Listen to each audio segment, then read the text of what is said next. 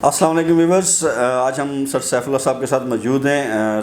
Construction का हमारा topic है इस वक्त, क्योंकि मार्केट के अंदर सबसे ज़्यादा जो डिमांड है वो एंड यूज़र की तरफ से बहुत ज़्यादा स्पेशली आ रही है। कंस्ट्रक्शन के हवाले से बहुत सारी क्वारीज़ हैं। तो first of all sir, market के अंदर आप देख रहे हैं कि एक बड़ी पॉजिटिव इम्प्रूविंग है कंस्ट्रक्शन के रिलेशन, जो कंस्ट्रक्शन की फील्ड है स्पेशली। तो इसको आप किस तरीके से आप एलाबोरेट करेंगे, इसके ऊपर क्या आप कहना चाहेंगे? राजेश साहब, एज ए बिल्डर और एज ए कॉन्ट्रैक्टर तो बड़ी डेंजरस सिचुएशन है। Dangerous situation in the sense ये कि जो इन्फ्लेशन रेट है वो बहुत स्पीड से बढ़ रहा है। मतलब अगर मैं स्टील की सिर्फ बात करूँ, एक महीने डेढ़ महीने को 35 से 40 हज़ार रुपये पर टन, इसी तरह सीमेंट और सारे हो ये रहा है कि अल्हम्दुलिल्लाह कंस्ट्रक्शन फील्ड में काम बहुत हो रहा है पाकिस्तान में। प्रोड्यूसिंग यूनिट वही हैं, स्टील के, सीमेंट के मेजर जो हमारे प्रोडक्ट्स हैं, बाकी जो बिल्डिंग मटेरियल है। बट डिमांड बहुत ज़्यादा हो गई है, तो डिमांड ज़्यादा होने से प्राइसेस ज़्यादा हैं। और वैसे भी ओवरऑल इन्फ्लेशन रेट, वैसे आपको तो हर चीज़ महंगी हो रही है। कस्टमर जो है, जो आज वर्किंग करता है, 3 महीने बाद भी वो एक्सपेक्ट करता है कि उसी रेट पे ही हमें कॉन्ट्रैक्ट किया जाए। या जिसने 6 महीने पहले वर्किंग की है, डिसीजन लेने में 2-3-4 महीने तो वर्किंग कर ही रहता है एंड तो वो जो जिस दिन से स्टार्ट करता है, जो उसको रेट मार्केट से मिलता है, तो वो उसी रेट पे फोकस कर रहा था कि मुझे इस रेट पे कॉन्ट्रैक्ट मेरे साथ कोई कर ले। तो मैं ये कहता हूँ कि उस रेट पे ना ही किया जाए, आज के करंट रेट पे भी किया जाए। तो जिस पेस से ये सारी चीज़ें बदल रही हैं, तब्दीली आ रही है, तो आने विला तो बनेगा 6 महीनों में, 8 महीनों में या साल में। इस साल में आज का किया हुआ कॉन्ट्रैक्ट पूरा कर लेना बहुत बड़ी बात है। प्रॉफिट करना, मार्जिन निकालना वो दूसरी बात है। एक वो बंदा जिसने डिलीवर करना है या जो कमिटेड है, उसके लिए बहुत क्रिटिकल सिचुएशन है। बस हम मार्केट में अगर हम देखते हैं, तो अगर हम रेट की या प्राइस की बात करते हैं, तो बड़ी एक कन्फ्यूजन सी क्रिएट हो जाती है कि एक बंदा कह रहा है कि मैं आपको 2500 में करके दे दूंगा, दूसरा कहता है मैं 3000 में करूंगा, हम कहते हैं कि हम 3000 से भी ज़्यादा में करके देते हैं। ठीक है कि हम इसकी ये क्या आप देख रहे हैं कि 4-4 हज़ार भी लोग डिमांड कहते हैं कि है कंस्ट्रक्शन का रेट। तो ये क्या कन्फ्यूजन, ये क्या है, ये इसकी क्या वजह है? राजेश साहब, यहाँ ना दो चीज़ें, एक है बिल्डर का रेट या कॉन्ट्रैक्टर का रेट, दूसरा है एंड यूज़र का रेट। सही। मैं ये कहता हूँ कि अगर कोई बंदा 2500 या 3000 के अंदर, 3000 तक की समझ आती है आज की, अगर मैं बात करूँ, वो भी बहुत एवरेज सी कंस्ट्रक्शन, इसके अंदर अगर कोई एंड यूज़र किसी के साथ कॉन्ट्रैक्ट करता है, तो मैं समझता हूँ उसमें कॉन्ट्रैक्टर का तो है ही है कि उसने प्रॉपर वर्किंग नहीं की हुई, लेकिन इसमें एक हिस्सा जो जाता है वो एंड यूज़र का भी जाता है, जो ये कॉन्ट्रैक्ट बगैर वर्किंग किए कर रहे हैं। क्योंकि 3000 से नीचे घर बनना पॉसिबल ही नहीं। सही।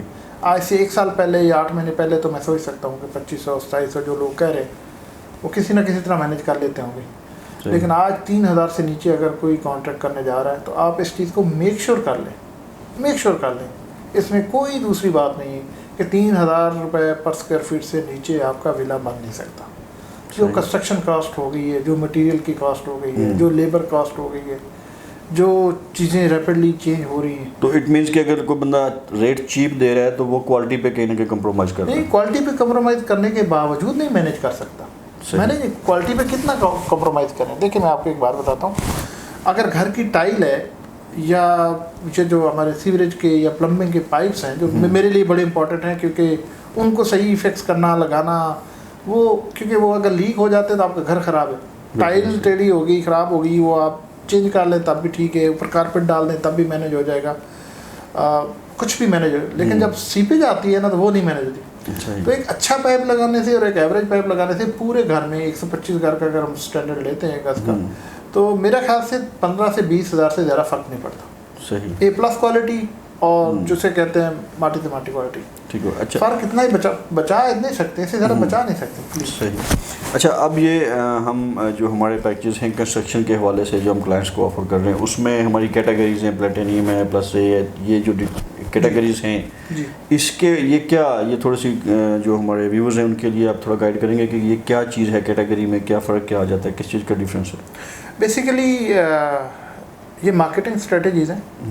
कोई प्लैटिनियम कहता है, कोई टाइटेनियम कहता है, कोई कैटेगरी ए, कोई A+, ये सारी मार्केटिंग टेक्निक्स हैं। मैं अपने हम सारे दोस्तों को रिक्वेस्ट करता हूँ जो घर बनवाना चाहते हैं कि जब वो कोई भी कॉन्ट्रैक्ट करने जा रहे हैं, तो जब भी उनको कोटेशन मिलती है, उस कोटेशन के अंदर लिखे हुए मटेरियल पे ज़्यादा फोकस करें, ना कि उसके नाम पे। सही। नाम तो कोई भी उसको दे देना। अब फॉर एग्जांपल मैं कहता हूँ जी टाइटेनियम क्वालिटी होगी, व्हाट टाइटेनियम, टाइटेनियम आपको पता है टाइटेनियम क्या है? या एक जगह की टाइटेनियम कुछ और है, दूसरी की कुछ और है, तीसरी की कुछ और है। तो टाइटेनियम तो मेरा नाम है ना, किसी क्वालिटी का नाम तो नहीं है, डिफाइंड क्वालिटी का, या उसका कोई पैरामीटर तो नहीं है, या उसका स्केल तो नहीं है कि ये स्केल है टाइटेनियम। टाइटेनियम मीन 2 किलो तो नहीं है, या टाइटेनियम मीन 5 का फिगर नहीं है। टाइटेनियम एक अपनी सेल्फ क्रिएटेड चीज़ है। तो पैरामीटर्स जो हैं वो वही हैं जो बैरियर के सर्टन जो अप्रूव्ड है मटेरियल में, अगर हम कह लें कि सर्टन जो चीज़ें हैं, इलेक्ट्रिकल वायर्स हैं, वो सारी टेस्टेड जो बैरियर की अप्रूव्ड होती है। देखें उसमें भी एक वेरिएशन है, मैं आपको बताता हूँ कि बैरियर टाउन ने बहुत अच्छा किया हुआ है कि चेक एंड बैलेंस रखा हुआ है, टॉप ऑफ द लेवल जो क्वालिटीज़ हैं उनको किया हुआ है, अप्रूवल है उनकी, वो यूज़ करना है। जैसे स्टील है, सीमेंट है, बड़ा बहुत कुछ हुआ है। लेकिन बात यह है कि उसमें भी बहुत सारी फ्लक्चुएशन और वेरिएशन हैं। ऐसा नहीं है कि बैरियर टाउन एक एक चीज़ को आपको मैनेज करेगा। फॉर एग्जांपल एक रेती है, रेती की क्वालिटीज़ हैं काफ़ी सारी। अब रेती की क्वालिटी के लिए पीछे कोई ब्रांड तो नहीं है, लकी सीमेंट तो ब्रांड है, रेती की कौन से ब्रांड है? सही। बैरियर टाउन कहता है कि आप स्लैब पे 250 बैग डालेंगे, तो वो कोई आके 250 बैग गिनता तो नहीं है। सही। तो बहुत सारी ऐसी चीज़ें हैं जिनमें आपको रिलाय करना पड़ता है कॉन्ट्रैक्टर में। सही। फिर इसी तरह जी आपने एक वो जो रेडी है रेती की, वो जी इतनी डालनी है। सही। अब रेती की रेडी जो है, जो ट्रॉली जो है, उस ट्रॉली में आप उसको अगर फ्लैट रखें तो कुछ और उसमें मटेरियल आता है, उसको फुल कनोपी बना दे कुछ और होता है। इसमें बहुत सारी चीज़ें हैं, लेकिन मेरी नज़र में इन सारी चीज़ों से हट के जो इम्पोर्टेंट चीज़ है वो ये कि उस मटेरियल को यूज़ करने वाला जो कारीगर है वो अच्छा होना चाहिए। मटेरियल नो डाउट मैटर करता है, लेकिन उससे कहीं ज़्यादा मेरी नज़र में, मैं आपको एक एग्जांपल देता हूँ। ये टाइल्स हैं, टाइल्स जो लगाने वाले मार्केट में लोग हैं वो 25 रुपये पर स्क्वायर मीटर से लेके 60 रुपये पर स्क्वायर मीटर तक के अवेलेबल है। सही। जो बंदा 25 रुपये पर मीटर की टाइल लगाता है और जो 60 रुपये में लगाता है, इन दोनों में फ़र्क है। सही। एक आम टाइल ले लें जिसकी बहुत ज़्यादा कॉस्ट ना हो, बहुत महंगी ना हो, छोटा साइज हो, लेकिन उसको वो 60 रुपये वाला जो लेता है प्राइस कारीगर, अगर वो लगाएगा ना तो उसकी वर्थ भी बना देगा, फिनिश और लुक कुछ और आएगी। सही। और महंगी से महंगी टाइल दे दें और सस्ते बंदे से लगवा दें, वो सत्यानाश कर देगा। सही। ऐसे ही जैसे आप बहुत महंगी शर्ट पहने, जैसे आपने पहनी माशाल्लाह, और वो उसकी स्टिचिंग ठीक नहीं हुई तो आपको कभी भी अच्छी नहीं लगेगी। ऐसे ही। तो मेरी नज़र में जो इस वक्त ये चल रहे हैं, रेट्स चल रहे हैं और वो सारी चीज़ें चल रहे हैं जो जैसे 2500 और 3000 और 3500, तो वो हमारे दोस्त जो रेट कोट करते हैं और उन्होंने इसके ऊपर बहुत ज़्यादा वर्कआउट नहीं किया हुआ, तो उनके ख्याल में कुछ इस तरह की चीज़ें चाह रही कि हम उस लोएस्ट प्राइस वाला कारीगर होगा, मटेरियल कहाँ से होगा, लेकिन जो मर्ज़ी कर लें वो मैच्योर नहीं कर सकेंगे। एंड ऑफ द डे क्या होगा, या तो वो बीच में उसको छोड़ेंगे या उस जो ऑनर है उसके पास जाएंगे कि सर ये नहीं मैच्योर हो रहा, क्या करें।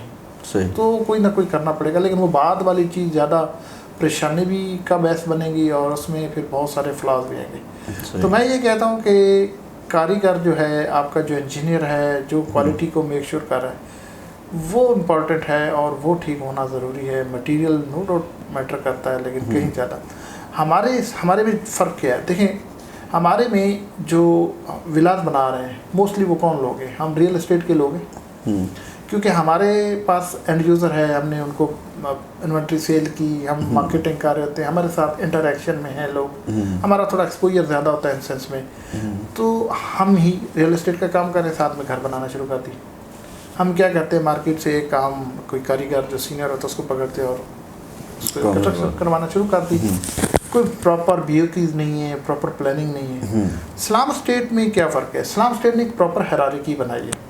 सही। हमारा कंस्ट्रक्शन डिपार्टमेंट अलग है। बिल्कुल ऐसे। कंस्ट्रक्शन डिपार्टमेंट को जो हेड कर रहा है वो एक ऑपरेशन मैनेजर है, चार्टर्ड अकाउंटेंट हमने रखा हुआ है। हमारा जो कंस्ट्रक्शन मैनेजर है वो एक हाईली क्वालिफाइड और वेल इक्विप्ड और वेल एक्सपीरियंस्ड बंदा है जिसका 10 साल का एक्सपीरियंस है। सही। कंस्ट्रक्शन में कराची के अंदर। जी, और बहुत अच्छे प्रोजेक्ट्स किए हुए हैं। सही। उसके बाद हमारी हायरार्की है। हायरार्की क्या है कि हमारे पास साइट इंचार्ज है, साइट इंचार्ज के नीचे उसका विंग है जो साइट सुपरवाइज़र है, ये सारे क्वालिफाइड है सही और अपनी फील्ड के एक्सपर्ट है।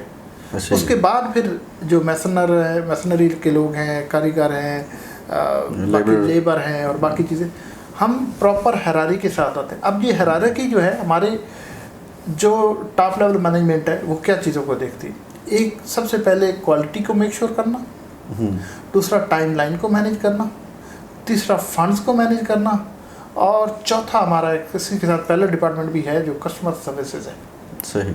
कस्टमर सर्विसेज क्या है, वो कोऑर्डिनेटर भी है और वो कस्टमर सर्विसेज भी है। की हुई कमिटमेंट एग्रीमेंट जो हमारा हुआ है उस चीज़ का कस्टमर के साथ डेली बेसिस पे प्रोग्रेस को शेयर करना और इस चीज़ को मेक श्योर करना कि जो प्रोडक्ट हम इस वक्त लगा रहे हैं, जो चीज़ें हम इस वक्त एक्टिविटीज़ कर रहे हैं, कस्टमर्स के नोटिस में वो पहुंच रही हैं और वो उस चीज़ से सेटिस्फाई है या नहीं, कहीं कोई गैप आता है, कम्युनिकेशन गैप आता है या किसी किस्म की उसमें कोई हर्डल है चीज़ें, तो इमीडिएटली बेसिस पे उसको एड्रेस करना।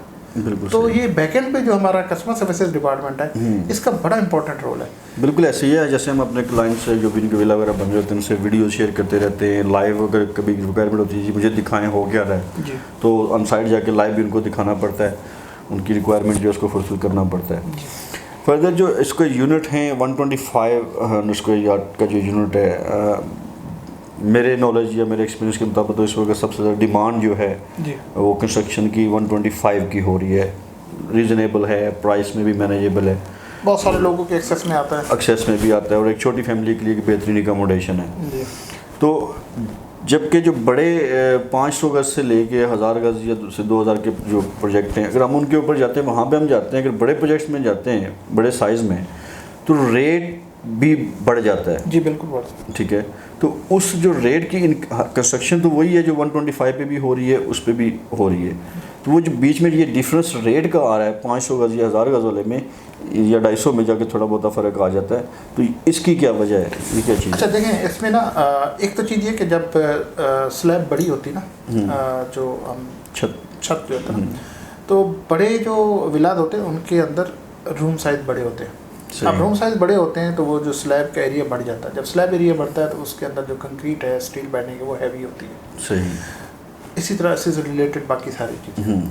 अच्छा दूसरी ये है कि जब बड़ा घर होता है, मैं अगर टाइल की एग्जांपल लूँ तो छोटा घर 125 गज में 2x2 की टाइल लगा लें तो बहुत बड़ी टाइल लगती है। सही। अब जो 500 गज का घर है माशाल्लाह वो बहुत खुला डुला और उसमें 2x2 की टाइल लगाएं तो बहुत छोटी लगती है, तो उसमें ये नहीं लगती, उसमें नॉर्मली 4x2 की लग रही होती है। मैं एक एग्जांपल देता हूँ, एल्युमिनियम की अगर मैं बात करूँ तो 125 में 1.2 mm एल्युमिनियम लग जाता है। सही। जब हम 500 स्क्वायर यार्ड पे जाते हैं तो 1.6 या 1.8 लगता है, क्योंकि वहाँ एल्युमिनियम विंडो साइज बड़ी होती है, वेट ही नहीं उठा सकती, प्रेशर भी हवा का भी। जी। बल्कि जब 500 स्क्वायर यार्ड पे जाते हैं तो वो एक बड़ा ही जिसे कहते हैं ना, वो शौक से घर बनता है, बड़ा लग्जरियस। जो 500 स्क्वायर यार्ड में विला में रहने वाला बंदा है उसकी मेंटालिटी और 125 स्क्वायर यार्ड के विला में रहने वाले बंदे की मेंटालिटी में बहुत फ़र्क है। उसकी जो चीज़ों की या क्वालिटी की सिलेक्शन है और उसकी सिलेक्शन में फ़र्क है। सही। तो जब वो सिलेक्शन का हम वर्ड यूज़ करें तो मेरे ख्याल से वैसे तो इसमें बहुत सारी चीज़ें कवर हो जाती हैं, लेकिन फिर भी अगर हम 2-3 चीज़ें और डिस्कस कर लें। एल्युमिनियम की हमने बात की तो 500 स्क्वायर यार्ड पे अक्सर लोग कहते हैं कि हमें डबल ग्लेज दे दें। सही। डबल ग्लास का फ़ायदा ये होता है कि आपको हीट भी कंट्रोल होती है और आपको साउंड भी कम आती है। सही। फिर इसी तरह जो ये डोर की बात करते हैं तो 125 में 7 फीट तक का डोर लगता है। सही। 500 पे जाते हैं 8 फीट हाइट चली जाती है। सही। 125 में नॉर्मली जो लोग डोर लगाते हैं उसे हम सॉलिड डोर कहते हैं या प्रेस डोर कहते हैं। सही। जब 500 पे जाते हैं तो वो सॉलिड वुड की तरफ जाते हैं, जिसमें दीवार या संदल इस तरह की जो स्पेशल। आपने वैसे बहुत महंगी लकड़ी बोल दी सर। तो ऑब्वियसली जिस बंदे ने 500 गज का विला बनाना है, जिसने अगर 2-4 करोड़ रुपया लगाना है, तो अगर वो 5-10 लाख रुपए लगा के अच्छी क्वालिटी में निकलता है इसमें कोई फ़र्क भी नहीं पड़ता। जी। तो कहने का मकसद ये कि उसमें क्वालिटी भी इम्प्रूव होती है और उसमें जो साइज़ की वजह से डिफरेंस आता है वो भी होता है और वो अच्छा खासा डिफरेंस होता है। ठीक हो गया। अब जो करंट इस वक्त सिनेरियो बना हुआ है, जो मार्केट में रेट की जो एक बड़ी मटेरियल की जो हम देख रहे हैं कि अनसर्टेनिटी है, एक दिन रेट कुछ और होता है, दूसरे दिन वो इंक्रीज़ हुआ होता है, तो इस सिनेरियो में इस वक्त आप बेस्ट एडवाइस क्या करेंगे जो क्लाइंट्स वक्त इंटरेस्टेड हैं कंस्ट्रक्शन के लिए, उनके लिए आपका लास्ट मैसेज क्या होगा? देखें जी, पहले तो मेरी रिक्वेस्ट है उन दोस्तों से कि वो इस चीज़ को मेक श्योर करें कि 3000 या ऐसे काम अब्दुल्ला बनना मुश्किल है। सही। दूसरा, अपना होमवर्क कंप्लीट करें, उनको बहुत सारे होमवर्क की ज़रूरत है। सिर्फ रेट पे मत जाएं कि 2500 रेट है, 2700, 2000 है, 3000 जो भी रेट कोट हो रहे हैं उन पे मत जाएं। आपको होमवर्क करने की ज़रूरत है। अगर आप अपना घर उसी तरह बनवाना चाहते हैं जिस तरह आपका ड्रीम है, सही, तो आपको होमवर्क करने की ज़रूरत है। और तीसरी चीज़ ये कि जो ये अनसर्टेनिटी है, ये अनसर्टेनिटी तो बेसिकली हमारे लिए ज़्यादा मैटर करती है, एंड यूज़र के लिए कम मैटर करती है, क्योंकि उन्होंने तो लमसम में एक एग्रीमेंट करना है। सही। तो मेरे वो दोस्त जो कॉन्ट्रैक्टर हैं, बिल्डर हैं, मेरे उनके लिए भी मैसेज है कि खुदारा आप कॉन्ट्रैक्ट पकड़ने की दौड़ में कहीं ऐसा कॉन्ट्रैक्ट ना पकड़ लें कि कल आपको शर्मिंदगी हो, जेब से भी ना भरना पड़ जाए। हाँ, बिल्कुल। अभी वो कोई ऐसी अनहोनी बात नहीं, जो नज़र आ रही चीज़ें। अभी गवादर में एक्सपेक्टेड है कुछ मेगा प्रोजेक्ट्स शुरू होने जा रहे हैं। अगर वो शुरू हो गए तो आज जो हम रेट्स देख रहे हैं इनमें बहुत तब्दीली आ जाएगी। सही, मटेरियल की बहुत ज़्यादा एक्सपेक्टेड है। तो मैं इस वक्त जो सबसे ज़्यादा, टू बी वेरी ऑनेस्ट, मैं जो कंसर्न हूँ अपनी इंजीनियरिंग डिपार्टमेंट के, जो हमारे ऑलरेडी कॉन्ट्रैक्ट हो चुके हैं उसको as early as possible complete करें। सही, एज अर्ली एज पॉसिबल, जितना जल्दी मैनेज हो सकता है। ठीक हो गया। इतनी अनसर्टेनिटी। तो 2 मैसेज हैं अपने एंड यूज़र के लिए कि वो प्लीज़ खुदारा इसके लिए अपना घर ख़राब करने के लिए किसी को दावत मत दें। सही। अपना घर के लिए प्रॉपर होमवर्क करें, उसको इस चीज़ को मेक श्योर करें कि घर बनता एक्चुअली कितने में। अगर आपको कोई कम कोटिंग कर रहा है तो आप इस चीज़ को मेक श्योर करें कि कल कोई ना कोई प्रॉब्लम आ सकती है। सही। या आपके घर पे बहुत ज़्यादा कहीं ना कहीं कंप्रोमाइज़ हो सकता है। दूसरा, मेरे वो दोस्त जो मार्केट में कॉन्ट्रैक्ट पकड़ने के लिए या कंपटीशन में आके कम रेट कोट कर रहे हैं, तो आप भी अपना होमवर्क कंप्लीट कर लें, कहीं ऐसा ना हो कि कल आप कहीं ना कहीं जाके फंस जाएं। थैंक यू वेरी मच आपके टाइम का सर। बहुत शुक्रिया आप लोगों के टाइम का भी, और इंशाल्लाह आने वाले टाइम में भी इसी तरह आपसे जो है कंस्ट्रक्शन रिलेटेड जो भी अपडेट होगी वो आपसे शेयर करते रहेंगे। तब तक के लिए इजाज़त दीजिएगा। Take care yourself. अल्लाह हाफिज़।